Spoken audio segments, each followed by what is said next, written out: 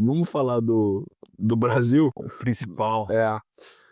Cara, a gente vive um momento macroeconômico delicado aqui no Brasil. Desafiador. Desafiador é um bom Sim, termo, né? pra não falar um palavrão, uma coisa que desanime as pessoas. Desafiador. Mas assim, quem acompanha o Stock Pickers, se tá animado, eu acho que Não é user por user. Ele não tá acompanhando. Cara, a gente fez um episódio recentemente com o Marcos Mendes, recomendo que vocês todos escutem, assistam, pelo amor de Deus, porque ficou uma verdadeira aula Sim. bem completa do grande problema do Brasil, que é o fiscal, né? Então a gente tem uma política hoje econômica que acelera no fiscal. O Brasil trabalha com um excesso de gastos, a gente pisa no freio na política monetária, então o nosso juro é alto. O juro no Brasil sempre foi alto, o juro médio da história do Brasil é 13,5, 13, mas só que agora está mais alto do que isso, o juro futuro então mais ainda, né? Até porque se você parar pra pensar, lá atrás tinha, né, assim, pô, a gente recebeu o Meirelles falando, né, que chegou a jogar Selic em 26%, só que, pô, Período de hiperinflação. foram feitas várias e várias reformas de crédito, de N coisas, tecnologia, tudo isso, em teoria, reduz o custo de capital, né? Era para ter os juros mais recentes, sei lá, dos últimos 10 anos, tenderia a ser menor do que os juros dos 10 anos anteriores. Então, se a gente está acima da média histórica, quer dizer que, pô, a gente está conseguindo a proeza de estar pior ainda do que costumava ser antes de tudo isso acontecer, né? Assim como a gente viveu momentos também de excesso pro outro lado, né? Quando o juro foi a 2, toda aquela coisa. Mas realmente um cenário delicado. E a gente olha principalmente dados de mercado aqui, que a gente fica olhando o fluxo de dinheiro das pessoas, cara, é assustador, assim. Nesse momento que a gente fala, estão resgatando de fundo de renda fixa para comprar título bancário diretamente. Não tem praticamente mais dinheiro na bolsa, o brasileiro não tem quase nada em ações. Tanto é que até a gente escutou vários convidados falando isso, né, que pro governo tanto faz se a bolsa sobe ou cai, porque não mexe com o dinheiro de ninguém.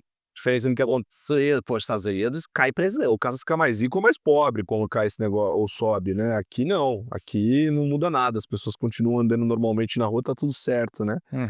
Então, ambiente macroeconômico desafiador, com uma condução política que parece não se alterar em termos de caminho. Então, ao que tudo indica, estamos indo para lá, e de todo mundo que a gente recebeu aqui com tendência de piora, né?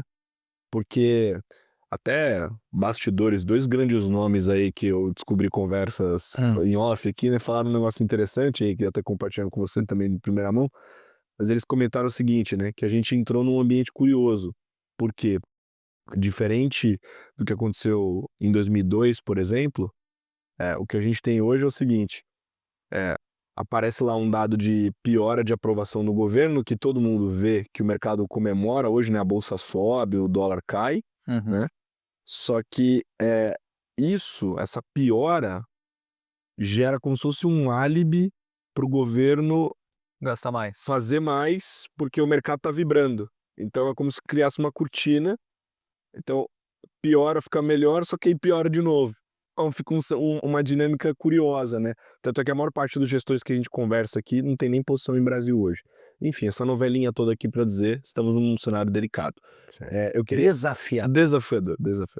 Eu queria saber, assim, de você, que é um cara extremamente vocal publicamente, já vi várias vezes você comentando um pouco sobre isso, e acabou de falar aqui várias verdades sobre a Argentina e Trump, Javier Milei e Trump, né?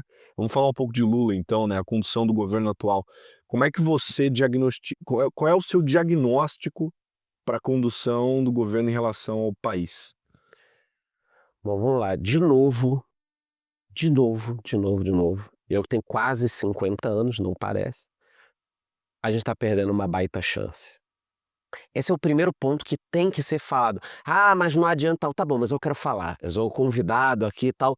De novo, a gente tá perdendo uma baita chance. Porque dos BRICS lá atrás, que atraíam capital, quando foi criado o conceito, quando todo mundo falou, que depois até se expandiu, cara, Brasil, não estamos em guerra, bem ou mal as estruturas funcionam, tem recursos naturais, tem tudo. Rússia, guerra, ninguém tá colocando capital lá. Mas o Trump tá ali conversando com o Putin. você não vai abrir agora uma indústria na Rússia. Não, caíram nos índices de ações. Pelo menos pelos próximos 20 anos, ou... Bom, o Putin vai continuar mais uns 30, né? Ou os 7 sósias dele. Eu dou essas teorias da conspiração quando eu posto tudo zoação, não acredito em nada disso, mas é só para dar essa movimentada. Mas Rússia, carta fora do baralho. Índia continua.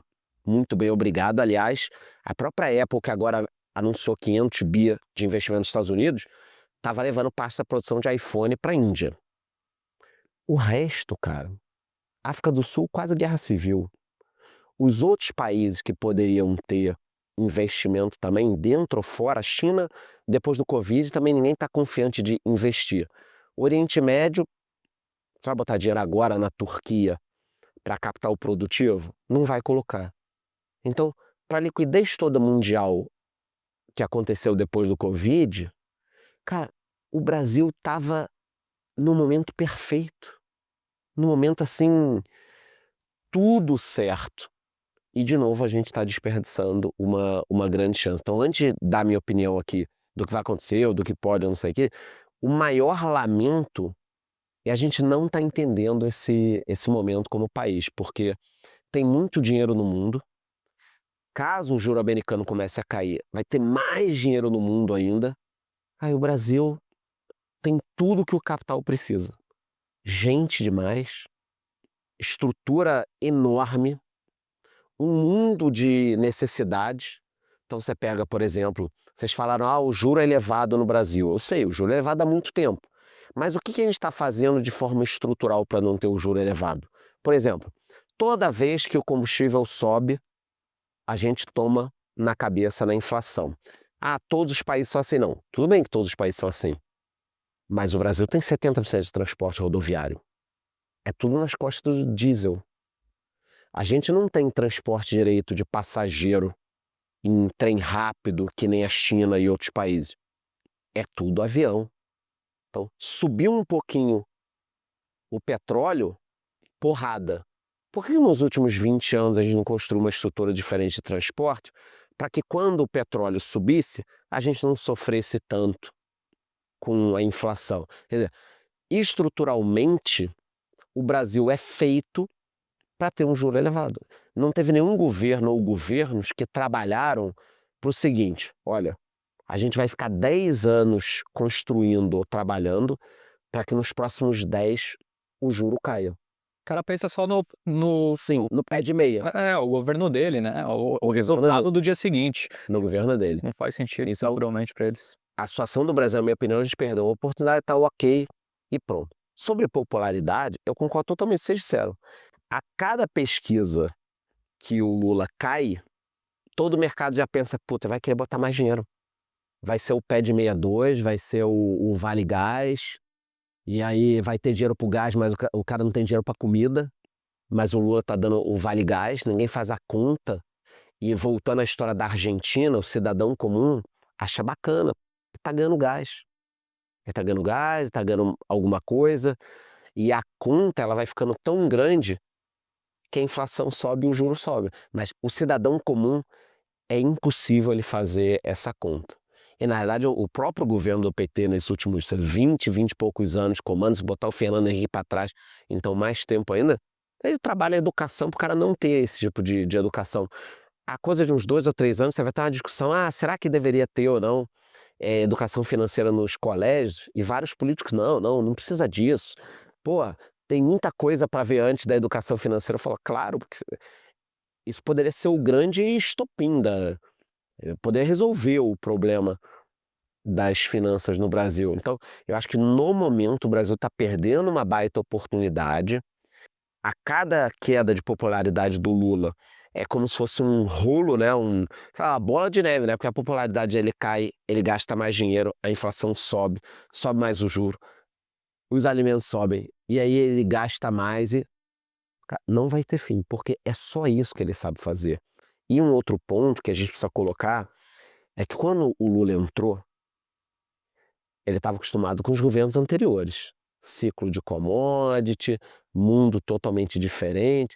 Então ele entrou, botou os ministros e falou, cara, agora eu vou garantir meu Nobel da Paz, minha mandelização. não sei se vocês vão lembrar, nos primeiros 6 meses, querendo se meter em guerra Rússia-Ucrânia, depois falando de Israel e Gaza, comentários péssimos, e o bicho pegando aqui no Brasil. Ele perdeu um ano, 2023 ali não existiu para o governo dele. Quando ele se deu conta da inflação e dos problemas, aí o bicho falou, nada 2023 existiu, foi o ano dos impostos, né? Blusinha, tal. E isso também foi minando a base. Porque o que acontece? Você tem um eleitorado de baixa renda, não vamos discutir aqui se é certo ou errado, mas quantas milhões de meninas e meninos começaram a comprar uma roupa um pouquinho melhor do que eles conseguiam aqui em sites estrangeiros. Ah, mas isso fode varejo e tal. Cara, não é isso que eu tô discutindo. Eu tô discutindo o seguinte, o cara tá na casa dele, a menina tá na casa dela, e ela comprou uma saia e um blazer para trabalhar por 49. Bonitinho, barato. Bonitinho, barato. Que aqui tá 299. É. A gente não tá discutindo se é certo ou errado. O que o governo fez? Ele não foi na empresa brasileira, numa Renner, C&A, nas outras varejistas e falou, cara, vamos sentar aqui.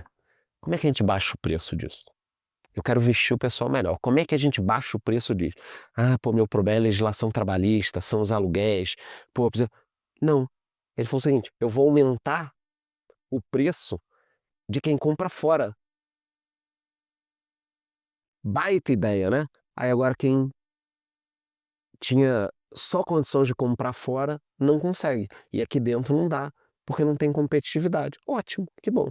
Minou o eleitorado e ainda ferrou os Correios, né? Porque disseram que o problema das blusinhas deu um rombo nos Correios. A questão das entregas e tal, o Correio estava preparado para um negócio, não veio, ele tem uma estrutura e deu um rombo, isso tudo. Olha quanta medida, cara, errada do governo. Quer dizer, ele prejudica a economia e prejudica diretamente o próprio eleitorado. Lembrando que o Lula não ganhou com 15, 20% de margem. Quando eu ligava em algumas emissoras, em 2023 e no início do ano passado, a desconexão, né? As notícias eram dadas, parecia que o Lula tinha ganho com 25%. É igual com 1,5%, 2%. Então, quando você bate no próprio eleitorado, com blusinha, com combustível, é óbvio que você vai se sentir na ponta. E aí a única solução que esse governo enxerga, cara, é dar dinheiro. Então, de um lado ele fica tirando de todo mundo, vamos taxar isso, taxar aquilo. Do outro é ficar jogando na economia. Mas qual o sentido de você jogar dinheiro na economia e do outro lado subir a Selic? Cara, não faz sentido nenhum, né? É como se tivesse uma fogueira aqui, você falasse para mim, cara, a gente precisa apagar. Eu buscasse o extintor, mas viesse um dos caras da produção, e enquanto eu tô com o extintor, o cara pega um copo de cachaça e fica jogando. Aí quando tá quase apagando, aí eu vou ficar aqui o dia inteiro. É isso que o governo tá fazendo. E já fez isso no passado, com o BNDES. Cara, já fez tudo isso. Tudo isso ele já fez. Por isso que eu vejo alguns gestores aqui, agora estou falando, cara, como alguém acha que isso pode dar certo? Como alguém acha? E aí o deboche fala, cara, deixa o homem trabalhar, deixa ele falar, deixa ele fazer isso que não tem jeito, são mais... eu brinco, às vezes ficam puto comigo, são mais 6 anos, assim, daqui a pouco passa. Eu ia perguntar isso daí, você acha que tem chance dele conseguir a reeleição?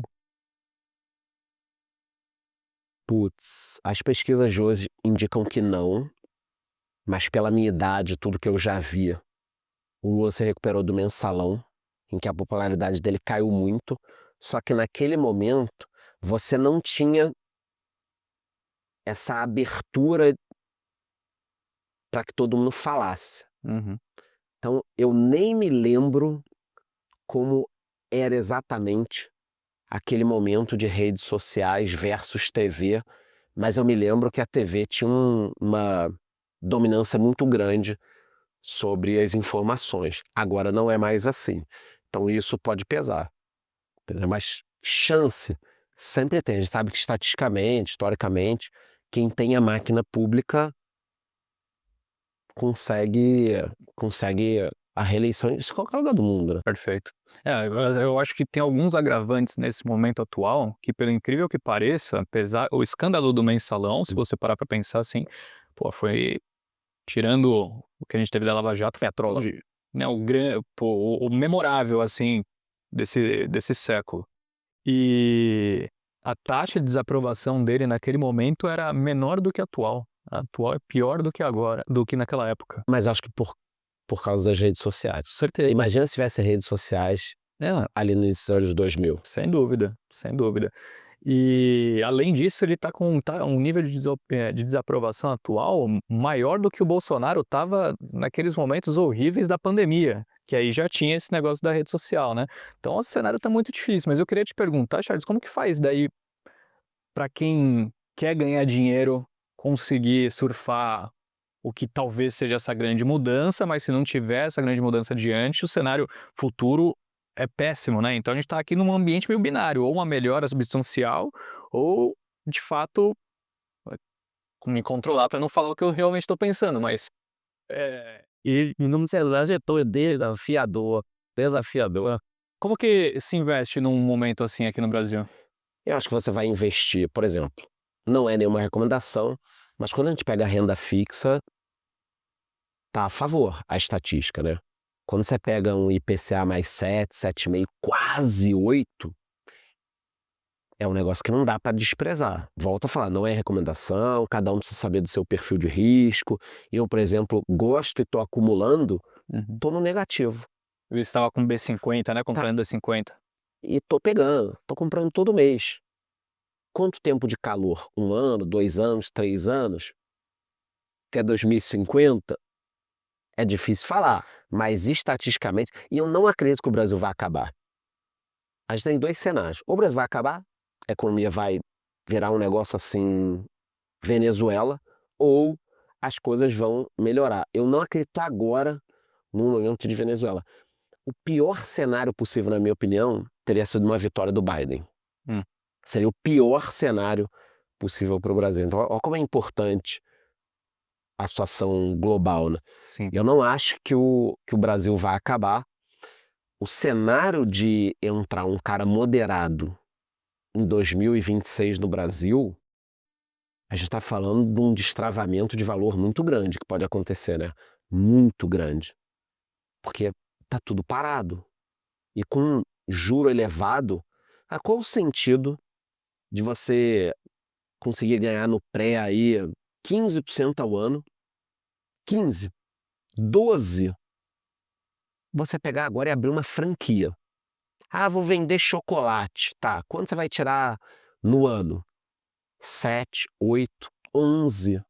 Sem falar que você está pegando dinheiro emprestado provavelmente para conseguir abrir, Puta né? risco. Aí você ganha 11 no ano sobre o investimento. Um cara te processa, um funcionário, acabou. Você vai pagar para trabalhar. Então, o que acontece? O Brasil, para quem não está entendendo o que a gente está falando, o resumo é: o Brasil incentiva o sujeito que tem dinheiro a não colocar o capital no empreendedorismo. O Brasil chega para você e fala assim: o que você pretende fazer com o seu dinheiro? Quanto você tem aí? Quanto você tem aí agora? Abre o seu celular. Eu tenho aqui 10 milhões. O que você pretende fazer? Pô, cara, tô pensando em abrir uma fábrica aqui. No meu caso, pô, cabelo e tal, tô pensando em fazer uma fábrica. Eu fiz o transplante, a galera me sacaneia. Pô, tô pensando em fazer uma fábrica de minoxidil aqui, um minoxidil diferente e tal. Quanto você vai ganhar? Sei lá, uns 10 a 12% de retorno, talvez e tal. Cara, qual o sentido disso? Nenhum. Tem risco, o cabelo da galera pode não crescer, eu posso ser processado. Aí quando o meu caminhão for entregar a carga no Rio de Janeiro, o que vai acontecer do caminhãozinho com o negócio? Vai ser assaltado. Tombou na estrada. Tombou na estrada, todo mundo vai saquear, vai estar todo mundo cabeludo com os meus produtos medianos. Então, a gente brinca, mas parece sério. O Brasil trabalha ativamente para que você não abra nada, cara. Pelo amor de Deus, não abra negócio, não abra, não faça nada, cara. Tá aqui, ó, eu tenho tesouro, eu te pago com risco baixíssimo para você não abrir um negócio. Isso pode mudar daqui a 1, 2 ou 3 anos. E aí você tem muito dinheiro em busca de oportunidade. Aí tudo pode subir. Não tem ação na bolsa pra gente comprar se o mercado melhorar. Vai ter que ter IPO, mas tomara que o pessoal não faça essa IPO porcaria que faz. Vamos fazer sério também. O brasileiro caga tudo também, né? O negócio é ruim e a turma estraga. entendeu? Esse Tem pouca festa e quando tem festa leva um salgadinho estragado. Aí fica difícil.